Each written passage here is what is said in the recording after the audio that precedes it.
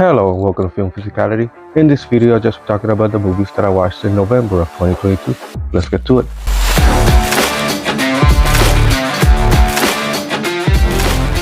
So the first film that I watched is Nope. This was from 2022. This is of course directed by Jordan Peele, who also directed Us and Get Out. So I can't say too much about the plot without spoilers, but on this one, something appears in the clouds over an isolated town in California, and the main character, played by Daniel Kaluuya, who also stars in Get Out, and his sister Kiki Palmer, attempt to get it on film. And so I love Jordan Peele's other two films, and I did like this one, but I liked it maybe a bit less than the other two. There is a sense of mystery throughout the whole film, but there's really no real plot twist or surprise like on his other films. There's also, in my opinion, very few horror elements, but I know for some people this was really scary, so I guess that's why horror is subjective. The scenes that probably worked more for me, in a horror sense at least, were the ones about what happened in the old TV show, which I think were pretty intense. The cinematography in this is gorgeous, and it is very original and very different, like Jordan Peele usually does. But from the three, personally, it's my least favorite. I give this one a 3.5 out of 5. Another film that I watched is Bodies, Bodies, Bodies. This is also from 2022, and it's directed by Helena Regine, who also directed Instinct. A group of young people get stuck in a mansion during a hurricane. They have a party game that goes wrong and ends with a dead body, and now they need to figure out who among them is the killer. And so, yeah, this is just pretty funny while it keeps you guessing and throwing you off. And not much to say about it really. It's just a fun, simple movie overall, and sometimes that's all you need. I give this one a 3.5 out of 5. Another film that I watched is 12 Monkeys. This is from 1995, and it's directed by Terry Gilliam, who also directed Fear in Las Vegas and a lot of others. On this one, in the year 2035, a convict, who's played by Bruce Willis, is sent back in time to find information on a virus that was the cause of wiping out almost the entire population. Brad Pitt also has a smaller role in the movie, and he is just amazing at it. It's probably one of his best performances, even with the short screen time. I definitely would have loved to see more of him. So yeah, I don't know why I hadn't seen this before, but the film is a lot better than I expected. It has a great plot. I do love time loop movies, and this one definitely delivers. It does kind of drag a bit at times, but not too much to make it a big deal. I give this one a 4 out of 5. The next film that I watched is Guns Akimbo. This is from 2019, and it's directed by Jason Lee Holden, who also directed Deathgasm. On this one, Daniel Radcliffe plays an ordinary guy who unexpectedly gets guns implanted in his hands and is forced to fight to the death for a web stream that's dedicated to doing this. He must now find a way to get out of this or give in to the fight. So this one is very, very over the top. In my opinion, the script is kind of messy, even if you don't take the film seriously. And the comedy is cringy and stupid most of the time, though sometimes it does work. Also, Daniel Radcliffe narrates throughout the whole movie, which I think it's very unnecessary. It also has a few plot holes, but it is fun at times though. I give this one a 2 out of 5. Another film that I watched is The Silence. This one's from 2019, and it's a Netflix original directed by John R. Leonetti, who also directed Annabelle and MK Annihilation. With the world under attack by deadly creatures who hunt by sound, a teen and her family try to seek refuge while not being able to make any sound. So this has not a very good script, and the acting is not great at all, and it's not very believable a lot of times, even though it's a pretty well-known cast. It also has plot holes. I mean, the story has a good concept, but it just wasn't executed very well. The film also uses a lot of CGI, and the CGI doesn't look very good. I give this one a 0.5 out of 5. The next film that I watched is The Platform, which is called El Hoyo in Spanish. This is from 2019, and it is a Netflix original Spanish horror that's directed by Gardel Gaztelu Urrutia, which I'm pretty sure I'm saying that wrong. I don't think he's directed much else. This one is about a prison where two people sleep on each floor, with a platform that is filled with food and travels from the top floor to the bottom every day. Everyone then eats whatever the people on the top left over. So I was worried about how this concept could be stretched out into a full movie, but I think it's done very well. There's a lot of crazy situations that unfold that just keep you glued to the screen. I particularly like the acting from Sodian Aguilar, who is the main character's first cellmate. He is definitely the most memorable from the film. I give this one a 4 out of 5. Another film that I watched this month is Malevolent. This one's from 2018 and it's a Netflix original horror movie directed by Olaf the Fleur Johannesson, who I haven't seen anything else from. This one stars Florence Pugh and it's about a brother and sister who run a scheme where they perform fake paranormal encounters to raid houses of ghosts in return for money. But then a certain job turns out to be real. So in my opinion, this has very poor writing. It is a haunted house film, but I don't feel like it has the haunted house feeling that a haunted house movie should have. And then the ghosts don't even look or feel like they are ghosts. And then the movie has some cheap jump scares as well. But one good thing I can say is Florence Pugh's acting is very good. I give this one a 1 out of 5. Another film that I watched this month is A Star is Born. This one's from 2018. It is a music drama directed by Bradley Cooper, who of course we know as an actor, but I think this is the first one that he's directed and the only one. It stars Bradley Cooper as well, and it also stars Lady Gaga, whose acting is very, very good in the film. And so Jack, a famous musician, discovers and falls in love with Allie, a struggling artist who sings at a local pub at night. He gets her into the spotlight, and then her musical career starts taking off as Jack struggles with addictions. The first half of the movie is amazing, but I think that's mostly because that's where most of the music is, which the music is the best part of the film in my opinion. In just the first few minutes, they really get you to get emotional and care for Gaga's character, even without getting to know her yet. The second half is still good, but the slower drama doesn't really compare to how great the first half is. I give this one a 3.5 out of 5. The next film that I watched is Natural Born Killers. This one's from 1994 and is directed by Oliver Stone, who also directed Platoon. A couple who suffered dark childhoods become lovers and mass murderers who are glorified by the mass media.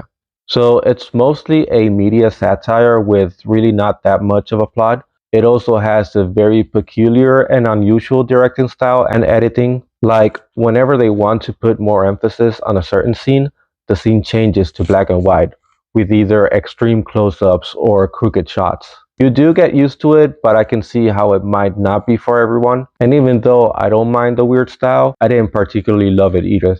And so the first script for this one was written by Quentin Tarantino, but then he sold it to Oliver Stone, which he edited heavily. And even though the first script was written by Quentin Tarantino, it still kind of feels like a bad attempt at a Tarantino film. It does have great acting though, especially from Woody Harrelson and Robert Downey Jr. I give this one a 2.5 out of 5. Another film that I watched is Friday the 13th Part 2. This is directed by Steve Miner, who also directed Part 3 and Halloween H2O, and he also directed Lake Placid.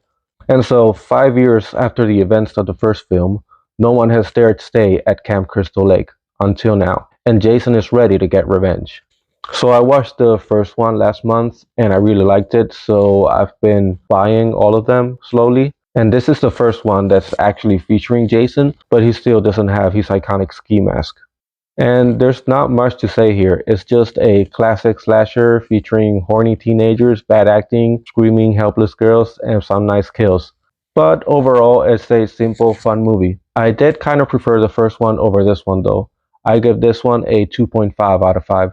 So the next I watched is Terminal. This one's from 2018.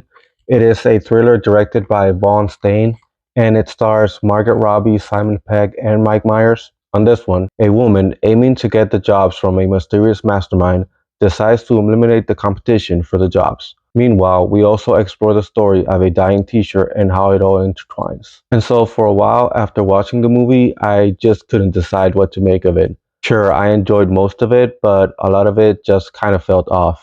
It has weird pacing and the plot is kind of all over the place, though I did like some of the plot twists. I really liked Simon Pegg's acting. Margaret Robbie's acting is okay, though it did feel a lot like Harley Quinn. And then when she was trying to be creepy, it just looked kind of like robotic. I give this one a 2 out of 5. The next film that I watched is The Godfather. I hadn't seen any of them before, so I got this box set, and then the first one is from 1972, and it's directed by Francis Ford Coppola, who has directed Apocalypse Now and Bram Stoker's Dracula, along with some others. So on The Godfather, we follow the story of the Corleone family, an Italian-American crime family, as the sons have to step in and take revenge when their father gets attacked. So it is mostly a drama film, There's a lot of long scenes where there's only like talking and very little happening, but the acting and the screenplay are just so good that you enjoy every single dialogue. Marlon Brando is just hypnotizing to watch. I wish we could have gotten more scenes from him, and we do already get a lot. I give this one a 4.5 out of 5. The next one I watched is Bullet Train. This is from this year, 2022. It is a action comedy directed by David Leitch, who also directed Atomic Blonde and Deadpool 2. An assassin takes a peaceful job on a high-speed train, but everything goes sideways and he soon finds himself in the crosshairs of different adversaries with different motives. This does make for a lot of unbelievable situations, though I did enjoy the way they made it all connect. I also liked how the flashback scenes were done, though the silliness kind of takes away from it, but then all the cameos that it has are fun, and the movie overall I found pretty fun. I give this one a 3 out of 5. The next I watched is Eternal Sunshine of the Spotless Mind.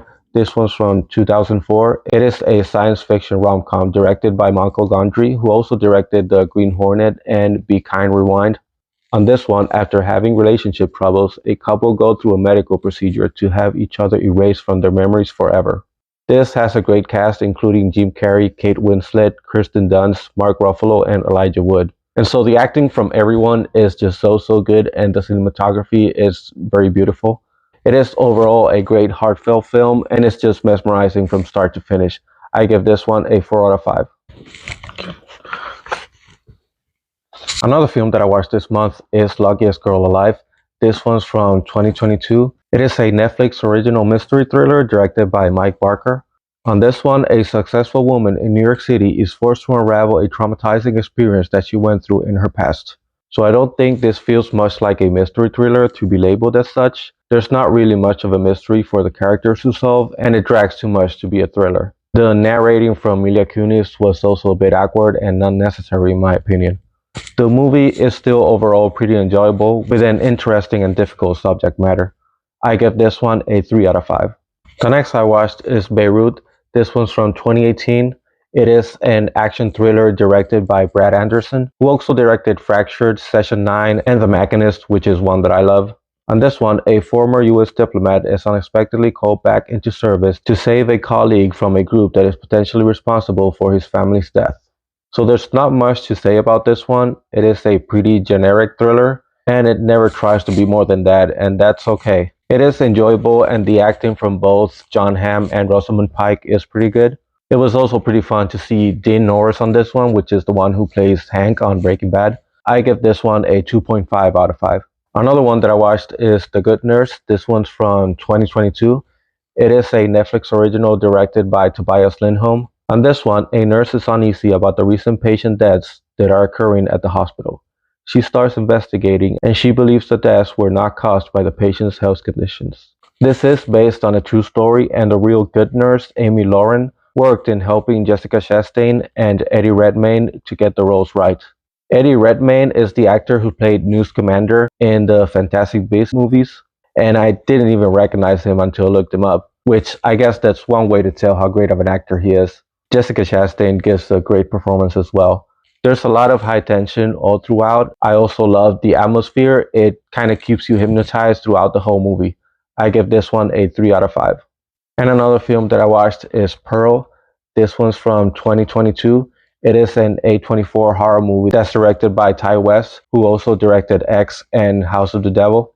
And so this is a prequel to the movie X, and it is an origin story focusing on Pearl, who is looking to get away from her parents' house and become a star. And she will not let anything or anyone stop her from achieving her dreams. In my opinion, Mia Goth gives her best performance yet. She really does get to shine on this one, and she does it so well. If we compare movies as a whole though, I did kind of prefer X a bit more. The whole build-up and the climax are done better in X in my opinion. I did really love this one as well, and like I said, the acting is very good. I give this one a 4 out of 5. And so that's it for the movies that I watched this month. I hope you liked this video, and if you did, give me a like and a subscribe, and I'll see you on the next one.